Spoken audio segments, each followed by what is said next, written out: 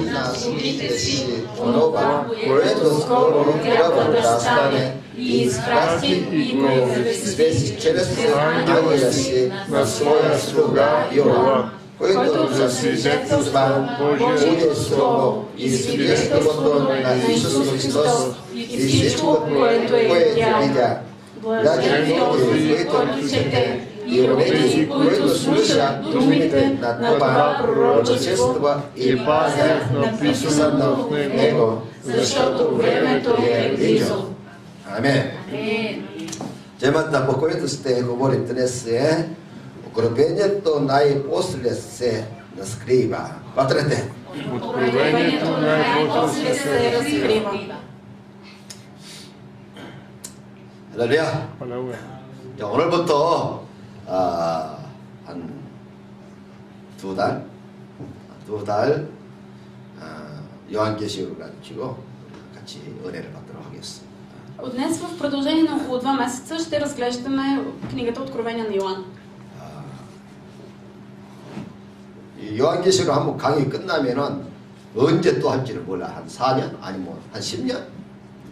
Когато приключим с Откровение на Йоан, не знам кога пак отново ще пристъпим към тази книга, може би след 3, след 4, след 10 години. 여러분 인생에 한 번, 평생에 한 번 들을 수도 있어요.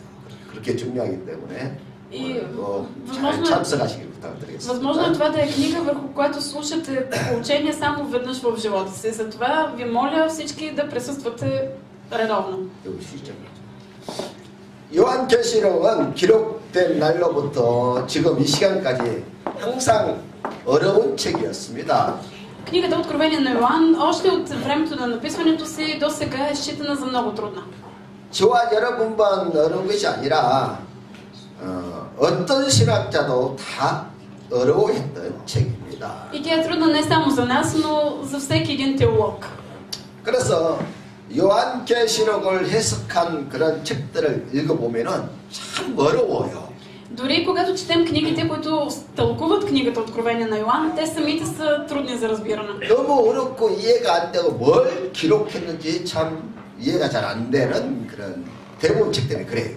И повечето от книги тълкования върху тази книга са толкова трудни и неясни за разбиране, че направо се чудиш какво пише в тях. 그것은 성경책들을 제대로 이해하지 못하고 책을 썼기 때문에 그렇습니다. И голяма причина за това неразбиране и неяснота е, защото теологът не е имал цялостно разбиране върху Библията. 사실 요한계시록은 성경 전체의 갤론이고 우리의 신앙생활의 궁극적인 소망입니다. Всъщност, книгата Откровение на Йоан, тя е синтез на цялата Библия и съдържа надеждата на християнина. 그러니까 성경 전체를 다 이해를 해야만이 요한계시록을 이해할 수가 있어요. Тоест, ти можеш да разбереш тази книга само ако разбираш всичките книги на Библията.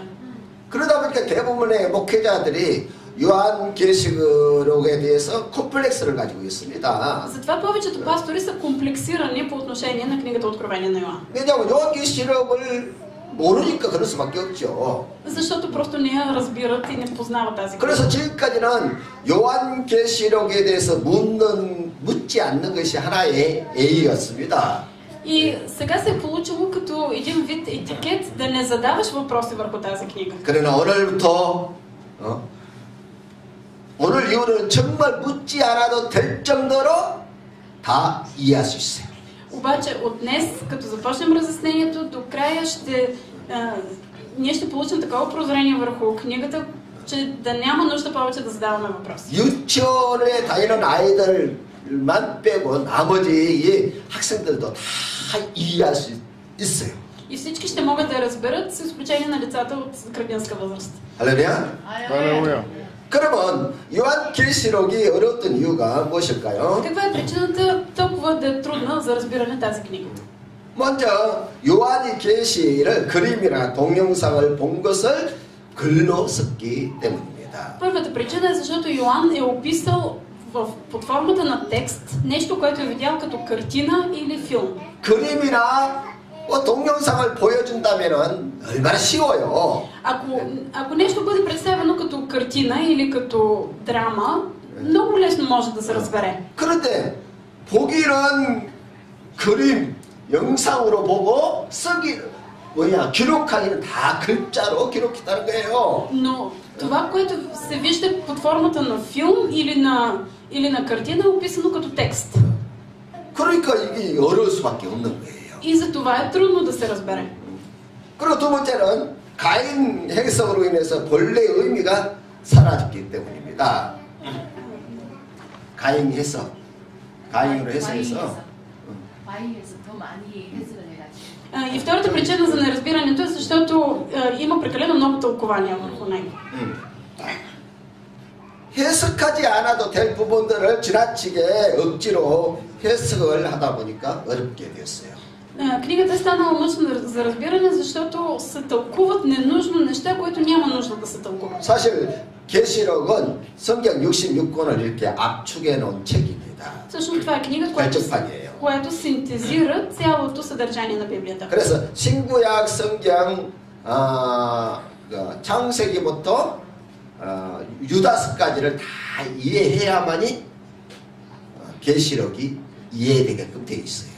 Всъщност можем да разберем книгата Откровение на Йоанна, ако разбираме всички книги на Библията от Битие до в Новия Завет книгата Юда. 그러니까 성경을 모르면은 절대로 요한계시록은 해석이 안 되는 책입니다. 그런 책이에요. Тоест, това е книга, която няма как да разбереш, ако нямаш разбиране върху всичко останало преди това. 그리고 세 번째는 왜 그렇게 어렵냐면은 Третата причина за трудността за тълкуване на тази книга. 복음서나 이제 이 복음서에 보면은 이제 종말론에 대한 내용들이 나오는데 그러한 것들을 억지로 적용을 하기 때문에 어려운 거예요. Трудно е, защото доктрината за края на света се намира в 4-те Евангелия. И това съдържание се добавя към тази книга ненужно. 복음서에 나와 있는 그런 종말론을 보면은 이스라엘 종말과 역사 종말이 같이 섞여 있어요. В 4-те Евангелия ние виждаме смесено съдържание за края на света и за края на еврейската нация. 그리고 역사 종말도 또 시작이 있고 중간이 있고 끝이 있는데 그것이 막 이렇게 섞여 있다 보니까 이거 해석하기가 어려운 것입니다. И е трудно, защото края на света има начало, среда и край, но те не са представени последователно. 사도 요한은 이런 복음서에 있는 그 종말론들을 가지고 참조해서 종말론을 쓴 것이 아니라는 거예요. Когато апостол Йоан е написал книгата Откровение, той не се е базирал на есхатологията, на доктрината за края на света, която е описана вече в Евангелията. 그는 처음부터 끝까지 주님께서 직접 보여주신 것을 그대로 본 것을 썼던 것입니다. Единственото, което прави, е да опише това, което Бог му показва. 그래서 계시록을 우리가 잘 보면은 복음서에 기록된 있는 종말론도 다 우리가 이해를 할 수 있어요. Но ако имаме разбиране върху Откровение, можем да прозрем и какво е написано за края на света в Евангелията. 왜냐하면 요한계시록은 이게 체계 있게 종말론을 체계 있게 딱 질서 있게 그렇게 하나님께서 보여주신 거예요. Защото в Откровение представен правилния ред на събитията, които ще предхождат края на света. 네 번째는 계시와 묵시의 개념을 구분하지 못했기 때문에 어렵다는 것입니다. На четвърто място, има разлика между откровение и разкриване. 계시라는 것은 열어서 보여준다는 거예요. Откровение е нещо, което се дава за да бъде видяно и разтълкувано от всеки. 그리고 묵시라는 것은 무엇인가를 숨겨서 알지 못하도록 비밀스럽게 숨겨놓은 것을 말하는 거예요. Има и още един термин разкриване, който е не представяне, но не така, че всеки да го разбере, оставя нещо скрито. 그래서 묵시록은 알 사람만 알고 모를 사람은 모르도록 이렇게 감춰놨다고 해서 묵시록이라고 그러는 거예요. Откриване е това, което се разкрива само на определени хора, те да го разберат. 그러나 계시록은 어때요? 누구나 다 알아라고 이렇게 활짝 열어놓은 거예요. А откровение означава, че се дава разбиране, се разкрива нещо, което абсолютно всеки да го разбере.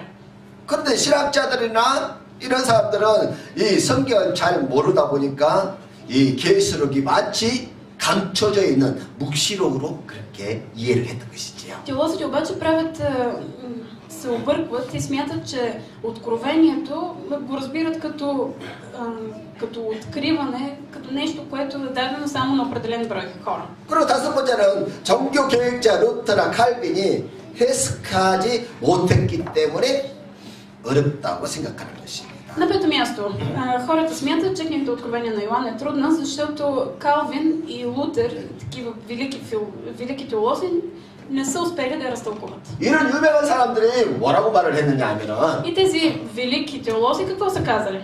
계시록은 이 책 안에 기록된 단어 숫자만큼이나 수수께끼가 많다고 했어요. Те са казали, в книгата Откровение на Йоан има толкова много загадки, толкова много гатанки. 쉽게 말하면 전혀 모르겠다는 뜻입니다. Тоест, изобщо не мога да разбера. 그렇게 훌륭한 사람들인데도 불구하고 전혀 계시록을 이해를 못하겠다는 거예요. Дори такива велики богослови не са успели да дадат тълкование на тази книга. 칼빈은 자기 교회에서 창세기부터 시작해서 계시록 3장까지 강해 설교를 했습니다. Калвин е проповядвал в своята църква, започвайки от Битие и е стигнал до Откровение 3 глава. 근데 4장부터는 계시록 4장부터는 더 이상 어려워서 못 해석하다 하고는 포기하고는 그냥 붓을 꺾어버렸다고 했어요. И от 4 глава нататък той се отказал, казал нищо не разбирам и се счупил четката, с която пише. 그래서 그날 이후로 대부분 목회자들은 계시록을 아예 덮어버리고 이제 하는 말이 뭐라고 말하느냐? И от този ден нататък всички богослови казват, ами просто затворили тази книга и казали. 루터도 모르고 칼빈도 모르는데 우리가 어떻게 이 책을 해석할 수 있겠느냐 하고 다 포기하고 말았던 것이죠.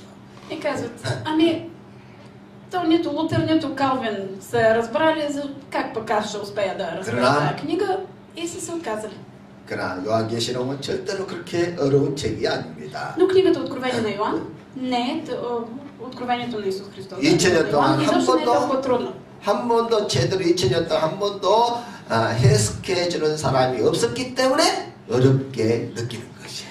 Ние просто смятаме за трудно, защото никой не е дал тълкование.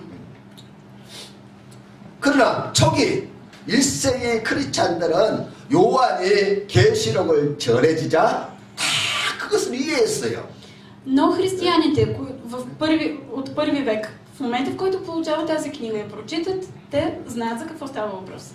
요한이 본 것을 기록해서 주니까 그것을 충분히 다 이해했기 때문에 그들은 그 수많은 박해와 어려움을 다 이기고 승리할 수 있었던 것이지요. Когато те виждат написаното от Йоан, разбират и затова успяват да победят във всички гонения, които са ги съпътствали. 그래서 오늘부터 여러분들 요한계시록을 공부하게 되면 여러분들도 너무 쉽다.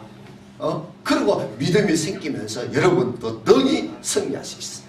Затова от днес, когато започнем да тълкуваме тази книга, ще стигнете до извода, че тя е много лесна и ще можете да бъдете победители. 아멘. 할렐루야. Алелуя. 구약 성경, 구약 시대의 큰 내용은 메시아를 보내겠다는 거예요. Голямото пророчество в Стария Завет, това е, че ще дойде Месия. 그래서 아담과 하하가 타락했을 때 가장 먼저 하나님께서 너희를 구원할 메시아를 보내겠다고 했던 것이죠. Още от момента, в който Адам и Ева се грешиха, Исус, Бог им обеща, че ще изпрати Месия, който да ги спаси. 그래서 구약 성경이 이야기가 많은 이야기를 하는 것처럼 보이지만 사실 하나예요. 너희를 위해서 구원자 메시아를 보낼 것이다. Стария Завет сякаш говори за прекалено много неща, но всъщност говори само за едно. За това, че ще дойде Месия, който ще спаси хората. 그래서 신약에 와서 메시아가 왔다는 많은 증거를 보여주었습니다. Новия Завет ни дава доказателство, че Месията вече е дошъл. 예수 그리스도가 오셔서 각색병자를 치료했습니다. Исус Христос дойде, той изцеляваше.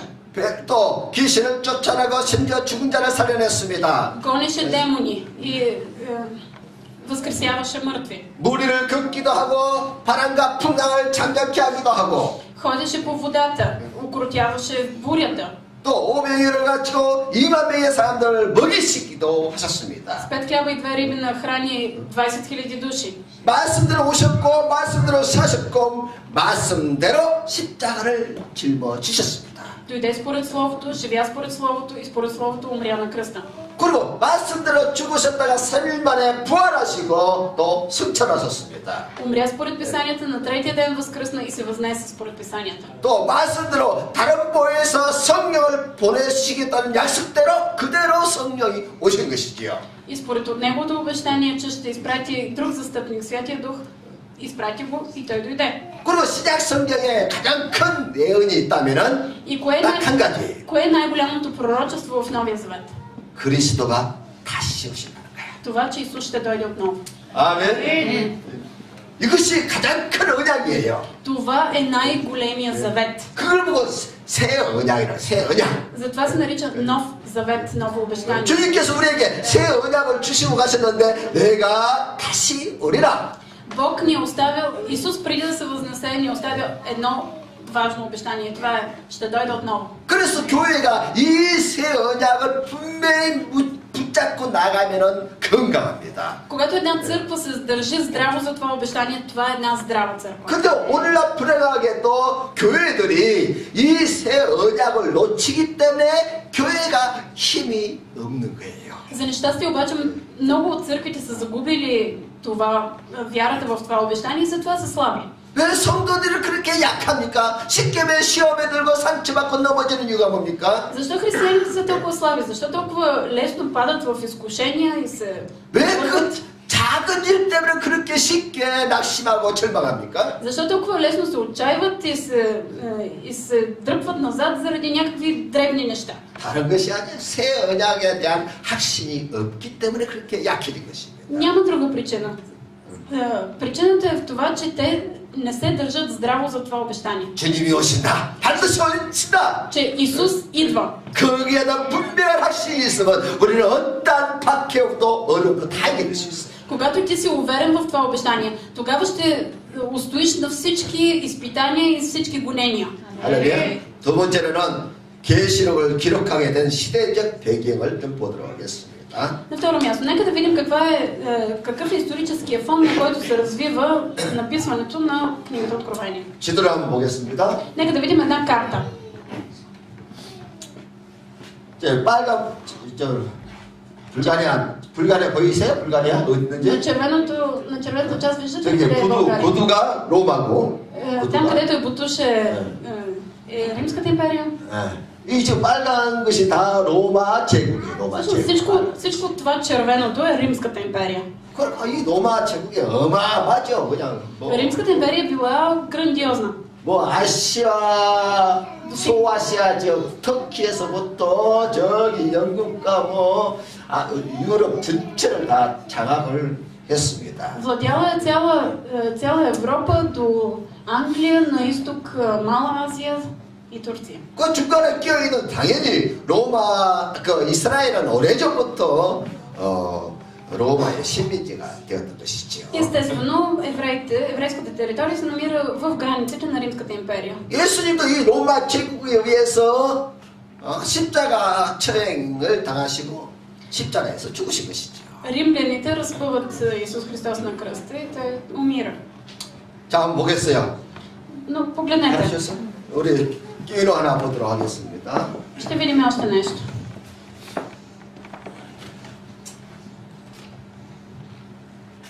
밑에 마우스는 밑에.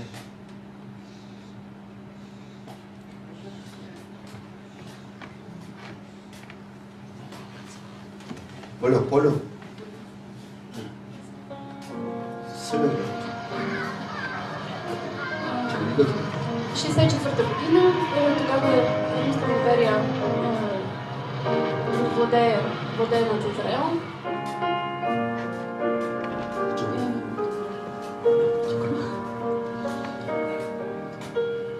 Започва гонение и... Those treetops there, it is the light of the Lord. What is wrong, O Lord? What should I do? Какво да направи Господ? Това е Петър. Whither goest thou, Lord? Какво водиш? Къде отиваш, Господи? Моите овце са там. Ако ти оставиш моите хора, аз ще се върна и ще бъда разпънат отново. Петър, защо стоиш така? Аз нищо не ти казах. Ти ми каза,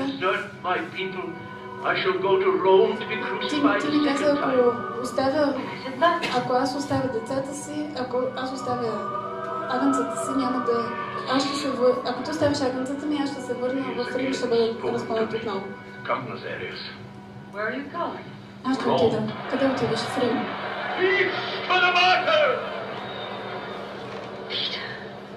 Мир на вас, Петър. Take thy children, Lord. Numb their wounds, soften their pains. Give them strength, O Savior. Take that hand. Blessed are you, my children, who die in the name of Jesus. I say to you that this day you shall be with him in paradise. Here where Nero rules today, Christ shall rule forever. Сега управлява Нерон, но Исус ще управлява вечно.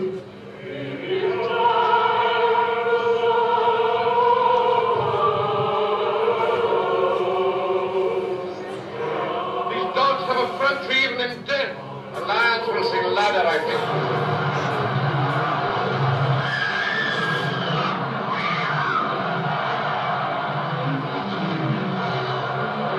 More singing. Why aren't they afraid? Who can they? Beyond understanding. Smiling. Не разбирам. Much to something to die smiling. Is it human? Това хора ли са? Чудовища, щом се смеят. I am Simon called Peter. Кой си ти? The man called Peter has been heard to preach rebellion and blasphemy against the rule and the divinity of the emperor, to be crucified and left there as a warning to all and any who henceforth wish to call themselves Christians. As our Lord died is more than I deserve. За мен е чест да умра по начин, по който умре Исус. Тогава да го променим.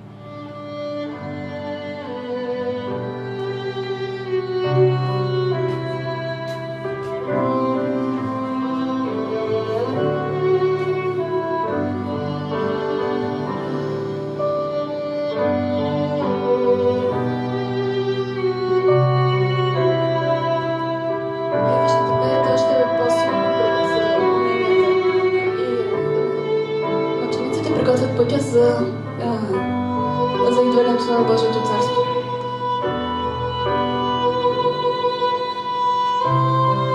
Блажен си ти, Симоне Петров, защото върху теб ще бъде построена църквата. Къде отиваш, Господи?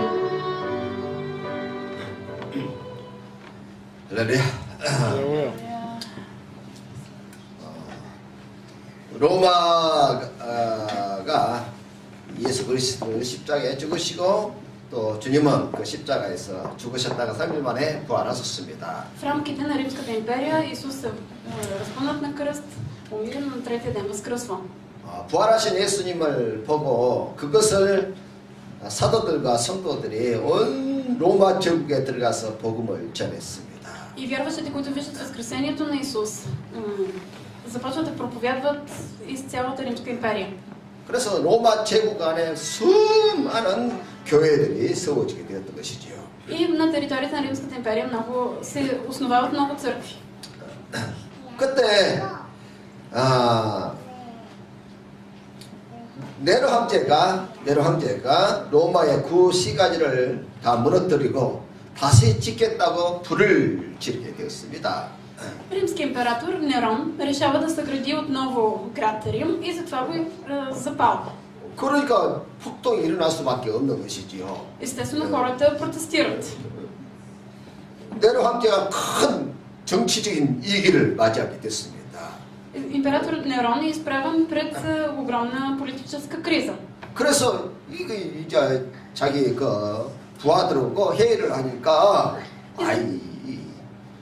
회의를 할 때 무슨 기회가 났다 회의를 했는데 И затова събира своя сенат и се чуди какво да правят. 불을 기독교인들을 불을 지르렸다고 기독교인들에게 시욱으로 그렇게 이제 했어요. И решава вината да я понесат християните. 왜냐면 да обяви, че християните са запалили Рим. 왜냐면 예수 그리스도가 오셔서 불러서 세상을 심판한다는 그런 소문이 있었기 때문에. защото се носил слух, че Исус Христос ще дойде и ще съди с огън света. 그래서 크리스찬들이 불을 지르렸다 하면서 이제 바퀴가 시작되는 것입니다. И затова обявява, християните бяха тези, които запалиха Рим и започва гонение. 그래서 1차 대박해가 64년에서부터 68년까지 있었는데 първото гонение е от 64 до 68 година. 그때 대부분의 크리스찬들이 대부분의 사도들이 그때 순교를 했습니다. И тогава по време на това първо гонение по-голямата част от апостолите преживяват мъченическа смърт. 그리고 많은 사역자들과 교회 사역자들과 성도들이 이제 잡혀가서 로마의 오랜 극장에서 명수에 발휘되는 것이죠. Много служители в църквата са арестувани и са сложени на арената в Колизеума, за да бъдат разкъсани от диви зверове. 그렇게 해서 1차 박해가 끝나고 2년 후에 로마 티투스 군대에 의해서 예루살렘이 이제 함량을 당하게 됩니다. Приключва първото гонение. 2 години по-късно император Тит завладява Иерусалим. 그때 이제 예루살렘 성이 다 불타게 되는 것이고. тогава е изгорена стената на Иерусалим. 그때 예루살렘 성에 있었던 110만 명이 그때 다 칼에 죽임을 당하게 되었던 것입니다. И 110 000 души са убити. 나라가 이제 완전 망해서 사라지게 된 것이죠. 1 100 000 души са убити. Това е смърт на една нация. 나라가 완전 망해서 사라지게 됐습니다. 역사에서. от еврейската държава изчезва от лицето на историята. 이때 1차 박해에서 유일하게 살아남은 사도는 요한밖에 없었어요. единственият апостол, който остава жив след първото гонение, това е апостол Йоан. 이제 2차 박해는 로마 11대 황제인 도미티아노스 황제가 일으키게 됩니다. започва второто гонение от император Домитиан. 2차 박해는 90년에서부터 96년까지 일어나는데 이유가 뭐냐면 И то започва от 90 до 96 година. Каква е причината за началото на това второ гонение? 이스라엘 나라가 망해서 없어졌는데도 불구하고 유대인들이 로마 시티에 가득 차 있는 것입니다. Еврейската държава вече не съществува. Тя е унищожена. Но има евреи пръснати из цялата територия на 왜냐면 유대인들은 옛날이란 직업이나 하나님의 말씀대로 살기 때문에 자식을 많이 낳아요. И както знаете, евреите живеят по Божието слово и преди и сега и раждат много деца. 그러니까 하나님이 주신 대로 자식을 낳다 보니까 그냥 보통 한 집에 20명, 30명 이렇게 그냥 대가족이 된 것이었습니다. Те раждат колкото деца им даде Господ и обикновено едно семейство е било 20-30 души. 또 하나님이 주신 지혜가 있다 보니까 그들은 정치, 경제, 사회적으로 아주 영향력을 행사했습니다. Бог им дава мъдрост и затова те обикновено са водещите в политическо, икономическо и финансово отношение. 그러니까 정치인들을 볼 때 어떤 이기의식을 느끼게 되는 것이죠. От гледна точка на политиците те представляват заплаха. 그냥 두었다가는 유대인들이 힘을 모아서 로마 제국을 무너뜨릴 수도 있겠구나. И решават, че ако просто ги оставят евреите така, те ще се обединят и ще сринат Римската империя. 그래서 신하들이 황제에게 보고를 하는 거예요. И затова слугите докладват на императора. 유대인들을 다 잡아 죽이든지 쫓아내야 합니다. И му казват, ти или трябва да ги избиеш тези евреи, или да ги изгониш от Римската империя. 그래서 도미티아누스 황제가 그래서 이제 황제 명령에 의해서 2차 대박기가 시작되는 것입니다. И затова Домитиан нарежда гонение да започне срещу евреите. 그때 한 유대인 지도자가 황제를 찾아가서 이제 아부를 하는 것입니다. Тогава обаче един еврейски водач отива при Домитиан и започва да го ласкае. 우리 유대인들은 황제를 신처럼 그렇게 존경하고 있습니다. И му казва, императоре, ние евреите те почитаме като Бог. 우리 유대인들은 황제와 로마를 위해서 충성하는 착한 백성들입니다. Ние сме кротък народ, който дава мило и драго за твоето благо. 물론 유대인 중에서는 로마의 해가 되는 나쁜 사람도 있습니다. Но естествено и между евреите също има и хора, които са зли и които са в твой вреда. 나사렛파라고 하는 종교를 믿는 소수의 사람들이 그런 짓을 합니다. И това са една малка група от хора, които се наричат назаряни. 로마가 수년 전에 예수라는 사람을 유대인을 로마법에 의해서 십자가에서 죽인 적이 있습니다. Преди десетки години именно римляните разпънаха на кръст техния водач Исус. 그런데 그를 따르는 사람들이 그 예수가 부활했다면서 살아났다면서 막 소문을 내고 돌아다니고 있습니다. Обаче неговите последователи продължават да разнасят на къде ли не слуха, че този човек Исус бил възкръснал. 그리고 그 부활한 예수가 와서 다시 와서 이 로마를 정복시킬 것이라고 그렇게 선동을 하고 다닙니다. И те само обикалят и разказват наляво надясно, че този Исус ще дойде отново и ще завладее Рим. 그래서 몇몇 사람만 나쁜 사람들이지 유대인 대부분 다 충성된 사람, 로마에 충성된 사람들입니다. Ние евреите сме народ, който е предан на Рим. Лоши са само тези няколко хора. 이렇게 유대인 지도자가 황제에게 이렇게 참소를 한 거예요. Така той ласкае римския император. 그러자 황제가 묻기를 그러면 그 나사렛파 지도자가 누구냐? И тогава императора пита, добре, кой е водачът на тези назаряни? 예, 요한이라는 사람인데 저기 에베소에 있습니다. Той отговаря, ами това е един Йоан, който се намира в град Ефес. 그래서 당장 가서 요한을 잡아라 명령이 떨어졌어요. И императорът нарежда веднага да отидат и да доведат Йоан. 에베소 교회는 사도 바울이 교회를 세웠고 Апостол Йоан е основателят на църквата в Ефес. 당시에는 누가나 디모데, 요한이 섬기고 있었습니다. И негови помощници са Лука и Тимотей. 군인들이 이제 요한을 잡으려고 이제 에베소 교회에 들어갔어요. Войниците, за да хванат Йоан, отиват и влизат в църквата в Ефес. 근데 한 노인이 기도를 하고 있는데 И виждат един старец, който се моли. 군인들이 요한에게 И 묻습니다. го питат, 여기 요한이라는 사람이 어디 있느냐? къде се намира човека наречен Йоан? 그가 나도 바로 그가 나다. И той отговаря, аз съм.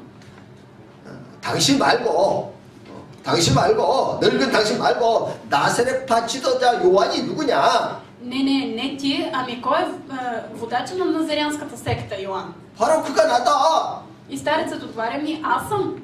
이 늙은이가 미쳤나 하고 화를 내면서 나갔어요.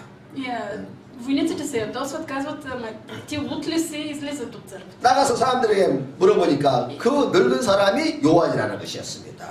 Разпитват хората и разбират, че действителност това е Йоан. 그래서 이 군인들이 요한을 보니까 이 80 먹은 노인네를 보니까 너무 어이가 없는 것이에요. Той човек на Йоан е над 80 годишен и войниците са в недоумение.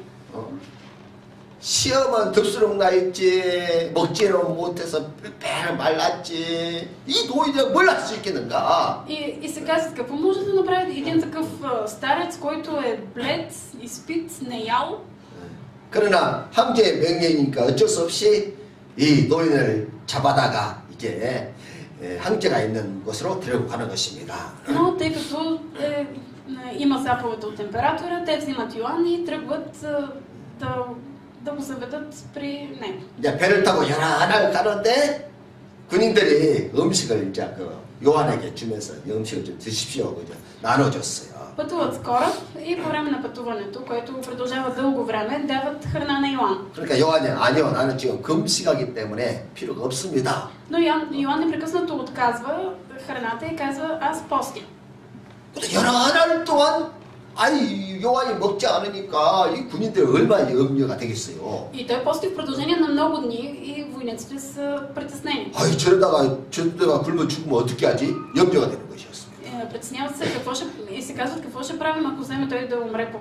근데 여러 날 가면서 그냥 이 건강한 군인들 멀미를 하고 토하기도 하고 난리가 납니다. Минава дълго време и тъй като това е пътуване с кораб, дори и здравите римски войници се разболяват, получават световъртеж и повръщат. 근데 그 음식을 하는 요한은 전혀 멀쩡한 거예요. А на Йоан нищо му няма. 그리고 며칠 있다가 또 이제 금식을 끝내고 이제 음식을 이제 먹기 시작하는데 요한이. И след няколко дни той обявява, че постът му е приключил и поискал храна.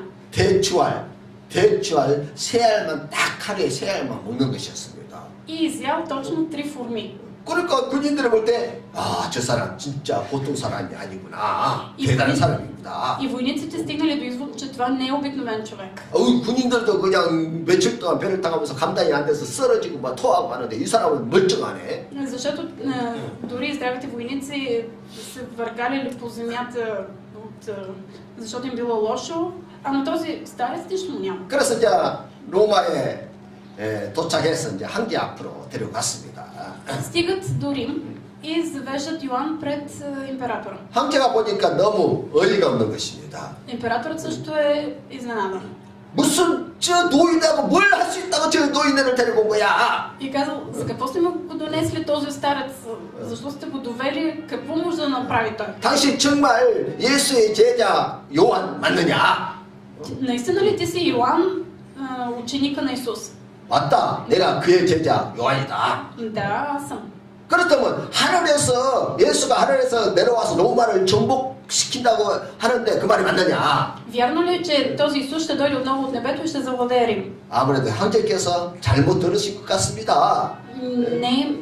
Не сте чули правилно. 그러면 로마는 어떻게 될 것 같느냐? Добре, какво ще се случи тогава с Рим? Пита император. 앞으로 로마는 수백 년 동안 창대하게 될 것입니다. 절대로 망하는 일이 수백 년 동안 없을 것입니다. В продължение на още стотици години Рим ще пребъде. 그러면 예수가 언제 오느냐? Добре, кога ще дойде този Исус? 예수는 수천 년이 지나고 난 다음에 세월의 세상이 죄악으로 간영할 때 그때 세상을 심판하기 위해서 만왕의 왕으로 그때 오십니다. Йоан отговаря, Исус ще дойде след хиляди години, когато целият свят се изпълни с зло и той ще дойде да съди света. 우리가 그렇게 믿고 그렇게 가르치고 있습니다. Ние в това вярваме и в това получаваме. 이 노인이 미쳤나? 그것을 나보고 믿으라고? И апостол, и тогава императора го пита, ти да не би сега да ме убеждаваш, да не би да искаш аз да повярвам в този Исус? 당연히 믿어야 합니다. 사실이니까요. Ами това е факт, затова ти трябва да повярваш. 그럼 못 믿겠다면 어떻게 해야 되느냐? Добре, а ако не желая да повярвам, какво ще стане? 혹시 여기 사형 선고를 받고 죽을 날만 기다리는 사람이 있습니까? Йоан задава въпроса. Добре, имате ли в затвора някой, който е осъден на смърт? 있다는 거예요. Да, има. 그러면 그 사람을 죽이기 위해서 독약을 준비한 거 있으면 가져오십시오. Добре, ако има отрова, която е приготвена за извършването на смъртната присъда на този човек, донесете я. 그래서 가져왔는데 내가 만약 이 독약을 먹고 죽지 않으면 믿겠습니까? Донасят отровата, приготвена за смъртната присъда, и апостол Йоан пита, добре, ако аз спия тази отрова, но не умра, ти ще повярваш ли в Исус? 그러니까 황제가 믿겠다는 거예요. Императорът отговаря, да, ще повярвам. 그래서 사도 요한이 약사발을 독사발을 한잔 마신 거예요. И Йоан изпива отровата. 어떻게 됐겠어요? И какво се случва с него? 안 죽었어요. Не умира. 그러니까 황제가 막 화를 내는 거예요. обаче императорът се е разгневил. 야, 누가 독약을 가져오라 그랬지? 왜 이거 코카콜라를 가진 거야? Аз ви... Абе, нали ви казах да донесете смъртоносната отрова, вие каква някаква напитка сте донесли? 그래서 이제 요한이 내가 그럴 줄 알고 다 마시지 않고 조금 남겨놨습니다. Йоан казва, знаех, че така ще отговориш, затова оставих малко в чашката. 이것을 저 사형수에게 마시게 하십시오. Дайте го на осъдения на смърт. 그러니까 사형수가 마셨는데 그 조금 남은 거 마셨는데 그새에서 죽어버렸을 거예요. В момента, в който осъдения на смърт изпива малкия остатък, умира на място. 그러니 황제가 믿지 않을 수가 없는 것이죠. И просто не му остава нищо друго на императора, освен да повярва. 그때 요한이 이제 큰 소리를 치는 것입니다. И тогава Йоан извиква. 황제여, 로마의 원로들이여, 내 말을 좀 잘 들으십시오. Императоре, който си владетел на целия Рим, чуй ме внимателно. 오늘 이 사람은 사형의 원도를 받고 독약을 먹고 분명히 죽었습니다. Този човек изпи отровата и умря. 그러면 이 사람의 죄에 대해서는 이미 다 끝났고 죽었기 때문에 이 사람은 이제 일단 다 끝이 났기 때문에 이제 끝났습니다. 이 사람에 대해서는. Грехът на този човек вече е заличен, 이 사람의 죄에 대해서 이미 다 끝났습니다. защото е извършена смъртната присъда. 그러니까 다 맞다는 거예요. И императорът отговаря, да, така е. 그런데 이제 내가 이 사람을 다시 살려낼 것인데, Ако аз го възкреся този човек, 만약 내가 이 사람을 살려내거든 다시는 이 사람에게 사형 언도를 내리지 않겠다는 약속을 하십시오. може ли ти да обещаеш, че повече няма да го убиваш този човек, ако аз го възкреся? 그러니까 다들 뭐 이미 이제 한번 사형 언도를 내서 죽은 사람이고 하니까 이제는 다시 살아난다 해도 안 하겠다고 이제 약속을 한 것입니다. И всички обещават, ами разбира се, тъй като вече веднъж е изпълнена смъртната присъда, няма нужда тя да се изпълнява отново. 근데 요한이 기도하고 나니까 진짜 살아난 거예요, 그 사람이. Йоан се моли за човека и той възкръсва. 그리고 얼마나 다 놀랐겠어요. Естествено всички са изумени. 이 내용이 어디에 나와 있냐면은 이스라엘 역사책 요세푸스라는 책에 이것이 기록되어 있어요. Тази история се открива в еврейската историческа книга Йосиф. 내가 만들어낸 얘기가 아니에요. 실제로 역사에 이스라엘 역사책에 기록된 내용이에요. Да, това не е някаква история, която си измислям, но факт записан в еврейската история. 그때부터 이제 도미티아누스 황제가 요한에게 이제 호의를 베풀기 시작합니다. От тогава нататък Домитиан започва много добре да се отнася към Йоан. 요한을 보니까 이건 보통 사람이 아니거든요. Защото Йоан не е обикновен човек. 또 그의 말이 진실이거든요. И това, което той говори, е истина. 그런데 문제는 황제가 한번 명령을 하면은 그 명령을 바꿀 수가 없다는 거예요. Но проблемът е, че след като веднъж е издал заповед, императорът не може да я върне обратно. 그래서 황제가 이 사람을 요한을 죽일 수 없어서 어떻게 할까 고민을 하다가 이제 밤모섬에 유배를 정치인처럼 이제 유배를 보내는 것입니다. И тъй като императора не може да убие Йоан, го заточва на остров Патмос заедно с политическите затворници. 유배를 보내는 것은요 아무나 보내는 거 아니에요. 정치인들 중에서도 그래도 이 사람이 앞으로 큰일 할 수 있겠다 하는 사람들만, 특별한 사람만 유배를 보내는 것입니다. На този остров са заточвани само политическите затворници, тези хора, които се очаква, че след време може да извършат някакво велико дело. 근데 그 유배지 그 밤모습은 채석장, 돌을 캐는 그런 유배지입니다. Остров Патмос, това място на заточение, е също и каменоломна. 근데 황제 배려로 요한은 아마 거기서 전혀 그 돌을 채석하는 일을 하지 않았던 것 같아요. Най-вероятно обаче апостол Йоан не е извършвал работа в каменоломната. 자연스럽게 기도할 수 있도록 시간도 주고 했던 것 같아요. най-вероятно са му оставили време, в което той да може да се моли. 그래서 요한이 주일날 아침에 그곳에서 기도하다가 바로 하늘문이 열리면서 계시를 받게 되는 것이죠. И когато една неделна сутрин Йоан се моли, той вижда видение, което след това записва. 하늘문이 열리면서 올라와라. 요한이 순식간에 하늘로 올라가게 되는 것이죠. Вижда как се отварят небесните врати и как се отваря небето и Йоан се качва там, за да види какво се случва. 이렇게 사도 요한이 1순위로 체포돼서 이제 밤모섬에서 이제 유배를 당하고 있습니다.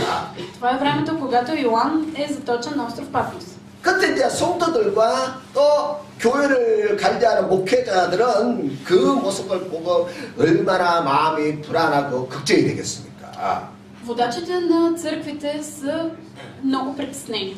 1차 박해 때 수많은 그 대부분의 그 사도들이 순교를 당하고 많은 사역자들이 순교를 당하는 것을 목격을 했습니다. Това е време, когато тече второто гонение и водачите виждат как много хора са хванати и убити. 그냥 총 맞고 죽은 것이 아니라 엄청난 고문을 당하면서 죽었거든요. И проблемът е, че те не умират просто застреляни на място, а след много страдания. 그리고 오랜 경기에서 맹수의 밥이 되거나 또 불에 태워져서 십자가에 달려 불에 태워져서 죽기도 했던 것입니다. И начинът на умъртвяване е бил като ги хвърлят на арената да станат, да бъдат разкъсани от зверовете или са ги разпъвали на кръст и запалвали. 그러다 보니까 2차 바퀴가 다가오니까 다들 너무 두려운 거예요. И с началото на това второ гонение хората се страхували много. 만약 잡혀가서 칼에 단칼에 죽임을 당한다면은 뭐 깨끗하죠. 사실 무서운 것도 없지요. всъщност няма какво да се страхуват, ако просто ги залавят и ги убиват на място с нож. 그런데 장시간에 걸쳐서 고문을 당하고 난 다음에 죽을 것을 생각하니까 너무 두려운 것입니다. Но те се страхували и притеснявали, защото смъртта е идвала след дълъг период от мъчения. 그래서 사실 예수님도 십자가의 고난 앞에서 얼마나 고민이 되었든지 뭐라고 말하냐면은 Исус Христос също се измъчва много преди страданията на кръста. 내가 마음이 심히 고민되어 죽게 되었다고 했어요. И казва, че душата му е наскърбена. 또 마지막 날 산에서도 밤새도록 눈물로 기도하시면서 뭐라고 기도하셨습니까? И последната нощ, когато той се моли цяла нощ, за какво се моли? 아버지, 할 수만 있으면 이 잔을 내게서 옮겨 주시옵소서. И казва: Господи, ако е възможно, нека да ме отмине тази чаша. 이처럼 예수님도 십자가 고난 앞에서 감당할 것을 생각하니까 마음에 어떤 두려움이 있었다는 거예요. Самият Исус се е безпокоял, предусещайки страданията, които го чакат. 그래서 그때 많은 사람들이 이 바퀴 앞에서 이제 두려움 때문에 다 두려움에 떨고 있었던 그런 상황이었습니다. Това е време, в което много хора треперят от страх пред наближаващото гонение. 또 어떤 믿음이 약한 성도들은 아마 예수님께서 재림하실까에 대한 의문을 갖고 있었습니다. И може би вярващите с не толкова силна вяра са си казвали: абе, този Исус едва ли ще дойде отново. 지난번 바퀴 때 사도들의 순교를 당했을 때도 예수님이 오시지 않았는데. Той не дойде по време на първото гонение, когато всички апостоли измряха. 이제 뒤늦게 오시겠어? Не. И сега като почва гонение, дали 예수님만 오신다는 말을 이제 믿을 수 없어. няма какво вече да му вярваме на Исус, че ще дойде отново. 이렇게 신앙이 약한 사람들은 마음이 불안하고 믿음이 잘 안 생기는 것이었습니다. Хората със слаба вяра са били притеснени и просто не са имали надежда. 물론 주일날 교회 와서 성도들끼리 서로 악수하고 끈 안으면서 서로 위로합니다. Естествено, хората са се събирали в неделя в църквата, са се прегръщали и са се утешавали един друг. 형제여 같이 힘을 내십시다. И са си казвали: братко, нека да изтърпим. 주님이 곧 오십니다. Защото Исус идва скоро. 그러나 인사가 끝나고 집에 돌아가면서부터는 마음이 또 불안해지는 거예요. Само че в момента, в който се излязат и тръгнат към къщи, безпокойството започва. 그 바퀴 때 예수님이 안 오시는 것을 봤기 때문에 마음이 불안한 거예요. защото виждат, че Исус не идва. 또 어떤 사람들 막 주장합니다. 아니야, 예수님은 반드시 오셔. някои хора обаче са настоявали: не, Исус ще дойде. 예수님은 반드시 오셔야 돼. трябва да дойде. 그러니까 그 당시에 그런 분위기를 우리가 잘 봐야 돼요. Ние трябва добре да разбираме каква е била обстановката тогава. 그런 분위기 속에서 예수님께서 이제 이 요한계시를 주시는 것이에요. Именно в тази историческа обстановка Исус дава откровението си. 그러니까 그런 것을 모르고 성경을 읽으면 요한계시를 보면 전혀 요한계시록이 이해가 안 되게 돼 있어요. Ако ние не познаваме историческия фон, няма как да разберем книгата Откровение. 그 당시에 떠도는 소문이 있었는데. имало е тогава един слух, който се е носил. 부활하신 예수님이 베드로를 찾아온 사건이 있습니다. Има един случай след възкресението на Исус, когато Исус отива при Петър. 요한나 드바이스 뼈를 50나이세 제비나이세. Йоан 21 глава 18 и 19. Нека го прочетем. Възкръсналият Христос отиде при Петър и му каза: истина ти казвам, когато беше по-млад, ти сам се опасваше и ходеше, където си искаше. Но когато остарееш, ще простреш ръцете си и друг ще те опасва и ще те води, където не искаш. А това каза, като означаваше каква смърт Петър щеше да прослави Бога. 아멘. 여기 뭐 베드로가 자기가 박해를 당해서 죽게 될 것을 예수님으로부터 듣게 됐어요. Петър чува от устата на Исус, че от каква смърт ще умре. 그때 마침 요한이 이제 왔습니다. И тогава се приближава Йоан. 그래서 이제 예수님께 베드로가 묻습니다. 이 사람에 대해서는 어떻게 될 것 같습니까? И Петър пита, добре, а с този какво ще се случи? 그러자 예수님께서 하신 말씀이 Исус отговаря. 내가 다시 올 때까지 요한이 여기 머무르게 할 것이다. Ако искам той да остане докато дойда, теб какво ти е? 이것이 너와 무슨 상관이 있냐? Теб какво те интересува? 너는 나만 따라오라. Ти ме следвай. 그래서 이 소문이 어떻게 났느냐면 이에 대해서 소문이 어떻게 났냐면은 обаче какъв слух започва да се разнася? 예수님이 다시 오실 때까지 요한은 죽지 않고 살아있을 것이다 하는 소문이 났다는 거예요. Слухът е, че когато дойде Исус, Йоан все още ще е жив. 예수님이 그렇게 말씀하셨다는 것입니다. И казват, ама това самия Исус го каза. 실제로 다른 사도도 다 숨기했는데 요한만 죽지 않은 거예요. Всички други апостоли са умрели, само Йоан е жив. 봐라, 요한만 살아있지 않느냐? И хората си казват, ама вижте го, Йоан още е жив. 요한이 죽기 전에 반드시 예수님이 오신다. Значи Исус ще дойде преди смъртта на Йоан. 예수님 반드시 오셔. Той ще дойде. 오셔야 돼. Ама трябва да дойде. 그리고 사도 바울이 이제 밤못에 갇히니까. Йоан обаче е заточен на остров Патмос. 알아, 이제 사도 바울이 갇히는 것을 보니까 이제 바로 주님이 오실 거야. Виждат как той е заточен там и казват, ами значи Исус сега ще дойде. 있잖아, 사람들은 정말 믿어야 할 것을 믿지 않고 자기가 믿고 싶은 것을 믿는 거예요.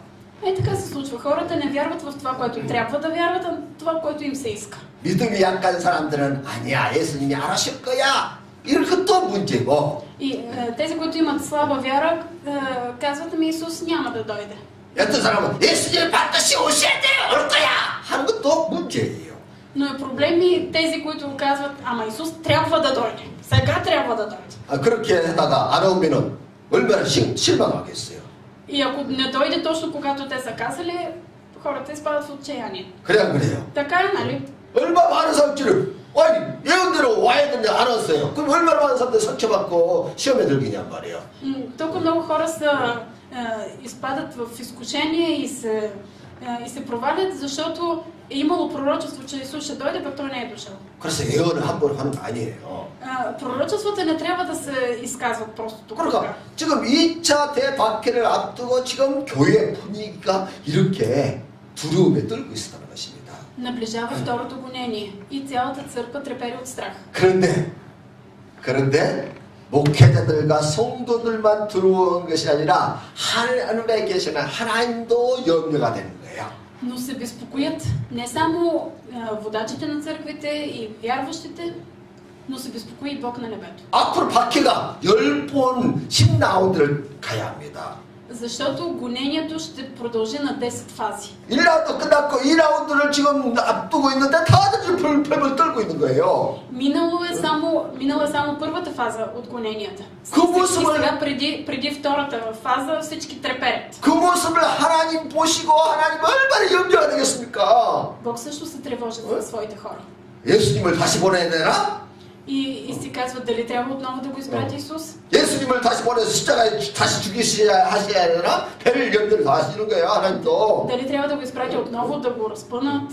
Какво да направят? 사람들은 항상 사람 입장만 생각하지 하나님 입장을 생각하지는 못합니다. Ние обикновено мислим за своята си човешка гледна точка и не разсъждаваме от гледна точка на Бог. 대부분 사람들은 성경책을 보고만 하지 읽지를 않아요. повечето хора просто притежават Библия без да я четат. 그러니까 하나님의 뜻도 모르고 하나님의 마음도 전혀 모르는 것입니다. затова не познават Божията воля и не познават Божието сърце.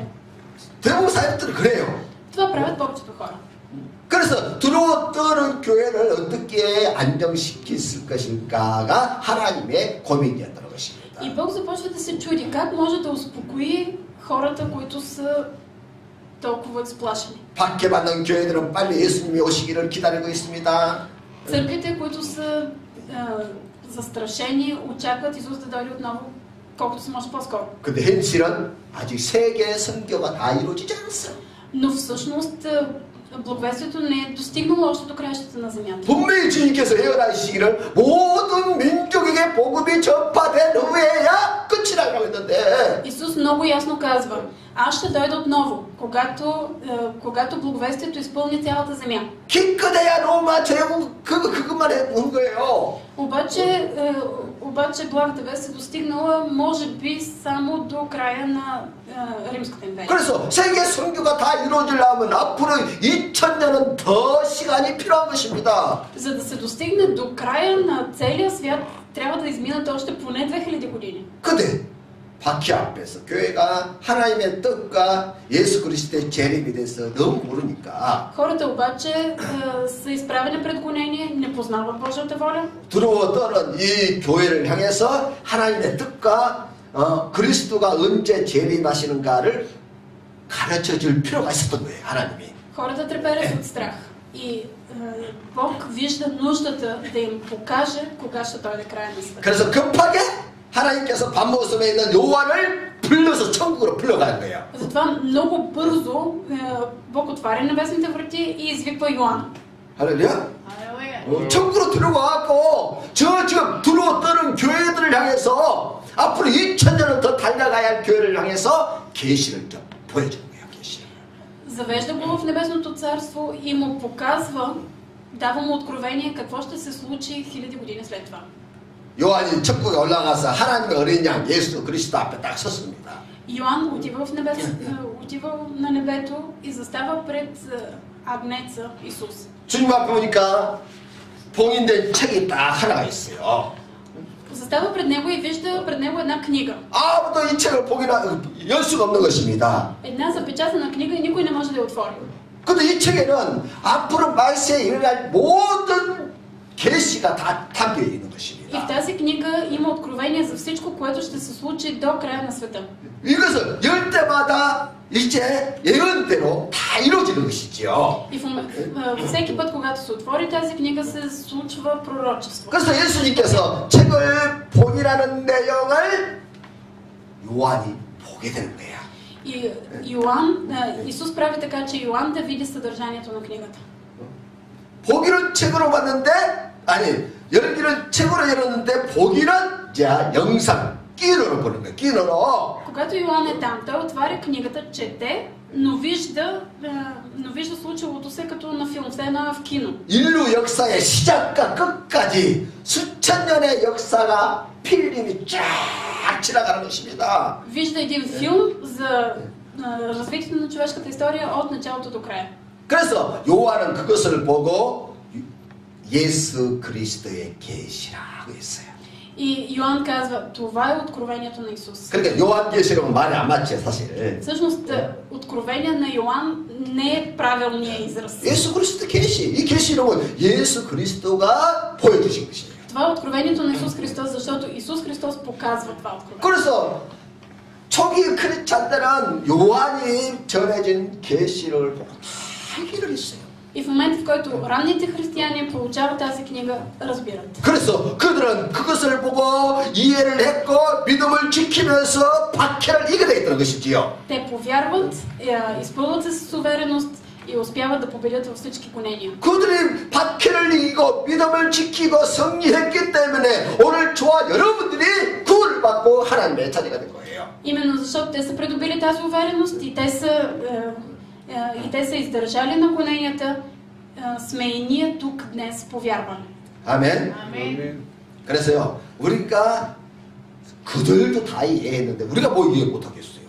Ако тези хора са разбрали тази книга, защо пък ние да не можем да я разберем? 우리가 계시록을 충분히 이해하면은 우리에게 앞으로 다가올 정말에 다가올 어떤 박해도 한라도 다 이기고 승리할 수 있습니다. Ако ние разбираме тази книга, можем да победим всички гонения и страдания, които ни очакват. 모르니까 불안하고 두려워서 이기지 못하는 것이지요. Ние не можем да победим изкушенията, изпитанията, просто защото се безпокоим. 그래요. Така е, нали? 알면 확신이 생기면 뭘 못 이기겠어 다 이겨내지요. 아는데. Но ако ние знаем, ако имаме увереност, можем да победим всичко. 할렐루야. 그래서요, 계시록을 기록한 목적이 분명해요. 분명하게 해야 돼요. Има много ясна цел написването на това 그 откровение. 당시 박해를 앞두고 있는 교회를 향해서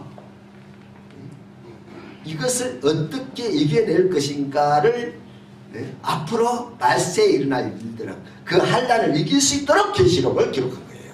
Книгата Откровение е дадена на християните, които са изправени пред гонение, за да могат да победят. 그러면서 또 말세를 당하는 우리 크리스찬들이 그 계시록을 보면서 그 어려움을 이겨내라는 것입니다. И е за нас християните, изправени пред края на света, да победим всички трудности. 아멘. 주님께서 승천하시면서 우리를 고아처럼 내버려 두지 않았어요. Когато Исус се възнася на небето, не ни оставя като сираци. 보혜사 성령을 보내사 너희와 영원토록 함께 하게 하리라고 했습니다. Той ни изпраща застъпника, Святия Дух, който да бъде с нас вечно. 약속대로 보혜사 성령이 오순절날 이 땅에 오셨습니다. И според обещанието на Петдесятница слезе Светия Дух. 그래서 성령의 충만함을 받은 초대교회는 어떻게 됐습니까? И какво направи ранната църква, изпълнена с Духа? 그 엄청난 박해와 환난과 고난이 다가와도 그것을 다 이기고 복음을 전했습니다. Когато дойдоха трудностите, изпитанията и страданията, ранната църква устоя, победи и проповядаше 그 Евангелието. 엄청난 박해와 순교를 당하면서도 초대교회는 성령의 충만함을 받아서 복음을 전하고 다 승리했던 것이고 Дори при гоненията и страданията, изпълнени със Святия Дух, те продължаваха да проповядват. 그 엄청난 박해 속에서도 그들은 로마를 복음으로 축복한 것입니다. Дори по време на гонения, те продължаваха да евангелизират и завладяха с Евангелието цялата Римска империя. 그래서 성령에 충만하면 우리가 어떤 박해에도 다 승리할 수 있어요. Когато ние сме изпълнени с Духа, можем да победим всяко гонение. 있습니까? Така ли? 물론 사탄은 옛날이나 지금은 여전히 복음을 전하지 못하도록 방해하고 박해를 일으킵니다. Разбира се, Сатана продължава, както преди, така и сега да пречи да не се проповядва благовестието. 그렇기 때문에 우리는 더욱더 성령 충만 받아야 하고 성령의 능력으로 부자해야 돼요. Затова ние трябва да се изпълним още повече с Духа и да се облягаме на силата на Духа. 마지막 때 우리가 어떻게 신앙을 짓고 승리할 수 있느냐? Сега в това последно време, как ние можем да устоим и да опазим вярата си? 어떻게 그게 가능하겠어요? Как е възможно? 우리 또한 초대교회 이 1세기 성도들처럼 우리도 하나님 앞에 들어갈 수밖에 없지요. И ние като ранната църква се безпокоим пред гоненията, които ни очакват. 근데 그들이 계시를 받았고 Те получават откровение. 하나님의 뜻을 분명히 알았고 Разбират Божията 또 воля. 성령님이 함께 하신 것을 믿었기 때문에 그 밖에서 다 그들이 승리했습니다. Вярват в силата на Святия Дух и затова побеждават всички трудности. 할렐루야. 그러므로 마지막 시대를 사는 우리 모두가 반드시 성령 충만 받아야 합니다. Затова и сега ние в това последно време трябва да сме изпълнени с Духа. 아멘. Амин. 여기서 중요한 것이 두 가지가 있어요. И тук има две важни неща. 계시록을 정확하게 이해하고 역사의 종말에 영적 싸움에 준비하라는 것입니다. Откровението ни е дадено, за да го разберем и ние да участваме в тази духовна битка, която е преди края на света. 계시록을 준 목적이 그거예요. Това е целта на откровението. 바퀴가 없다고 하면 좋지만 바퀴가 있어요. 분명히 있습니다. Много добре би било да кажем, че няма гонения, но има. 지금도 우리가 살면서 계속 바퀴를 당하고 어려움을 당해요. И сега в ежедневието си ние се сблъскваме с гонения. 그런 바퀴를 당하는 우리에게 바로 계시록을 주신 거예요. И именно тази книга Откровение е дадена на нас, които сме изправени пред гонения. 그것을 잘 보고 이해해서 믿음을 지켜라는 것입니다. За да можем ние да четем, проумеем и да пазим вярата си. 할렐루야. 그리고 그만 가지고 안 되니까 보혜사 성령을 보냈다는 것입니다. И тъй като това не е достатъчно, Бог ни е дал и застъпника Светия Дух. 언제까지? 우리가 천국 갈 때까지. И до кога ще бъде Святия Дух с нас? До момента, в който отидем в рая. 할렐루야. 성령과 함께 하시며 성령을 의지하고 성령과 함께하며 성령의 능력을 받아서 싸우는 것입니다. Когато ние сме заедно с Духа, когато се облягаме на Него, можем да се бием, да участваме в битката. 할렐루야. 그러면 어떤 밖에도 어려움을 다 이길 수 있어요. И тогава можем да победим всички гонения и 신앙의 трудности. 승리자가 될 수 있는 것입니다. И можем ние да бъдем победители във вярата си. 믿습니까? Вярвате ли в това? 아멘. 아멘. 아멘. 생각을 해보세요. Помислете си. 바퀴가 다가오면 우리가 어떻게 해야 합니까? Когато настане гонение, какво трябва да направим? 바퀴와 부딪혀서 싸우든지 Или да се борим срещу гонението, 아니면 도망가는 거예요. или да избягаме. 두 개 중에 하나 해야 돼요. Има само два пътя. 왜? 계시를 준 목적이 뭐야? 계시를 주신 목적이 Каква е 뭐야? целта на даването на откровението? 이런 바퀴가 오니까 잘 보고 싸우든지 피하든지 하라는 거예요. Идват гонения и вие в това гонение трябва или да се противопоставите, или да избягате. 선택은 여러분들이 달려 있는 거예요. Вие трябва да изберете. 모르면 싸우지도 못하고 피하지도 못해. 모르면. Ако не знаете, нито ще избягате, нито ще се борите. 근데 항상 교회 지도자들은 1순위입니다. 박해가 당하면 1순위로 고난을 당해요. Но виждаме, че това е обичайна практика. Започна ли гонение, обикновено църквите подлежат на гонение. 그래서 기독교 역사에 보면은 박해가 시작하면 가장 먼저 목회자들이 순교를 당합니다. И ако видим 피하지를 못해요. в християнската в историята на света, започна ли гонение, обикновено водачите на църкви, пасторите, обикновено са първите мъченици. 그래서 당당하게 Затова ние трябва да бъдем смели. 사역자들은 당당하게 순교를 해야 돼요. Служителите трябва да умрат мъченически с чест. 순교가 끝난과 동시에 주님을 만나는 것입니다. Защото в момента, в който преживеят тази мъченическа смърт, ще се срещнат с 근데 Христос. 성도들은 피할 수 있는 시간이 있지 않아요. 피할 수 있는 시간에. Обикновено за обикновените вярващи имат малко време да избягат. 그래서 초기 성도들은 많이 피했습니다. 바퀴를 피해서. Ранните християни много са бягали. 어디를 피했습니까? И къде са бягали? 터키의 그 산속 돌산으로 피했어요. 땅속으로 피하고. Бягали са в планините в Турция или са копаели по сами градове. 그 하나님이 피할 길을 주신다고 했잖아요. Тоест Бог им е дал изходен път. 그러니까 당당하게 싸울 사람들이 있고 또 피해서 또 신앙을 지켜야 할 사람도 있어야 한다는 것입니다. Трябва да има и от двата вида. Хора, които се противопоставят смело на гонението и такива, които да избягат. 중요한 것은 내가 알아야 돼. 성경을 정말 알아야 돼. Но важното е, че ние трябва много добре да познаваме Библията. 할렐루야. 그래서 다 승리하는 저와 여러분이 되시길 주님의 이름으로 축복해 И ви 드립니다. благославям всички ние, и вие, и аз да бъдем победители. 아멘. 아멘. 할렐루야. 할렐루야. 자리에서 일어나세요. Нека да се изправим. 시간이 많이 됐지만 한번 기도하고 Дълго време разисквахме, но нека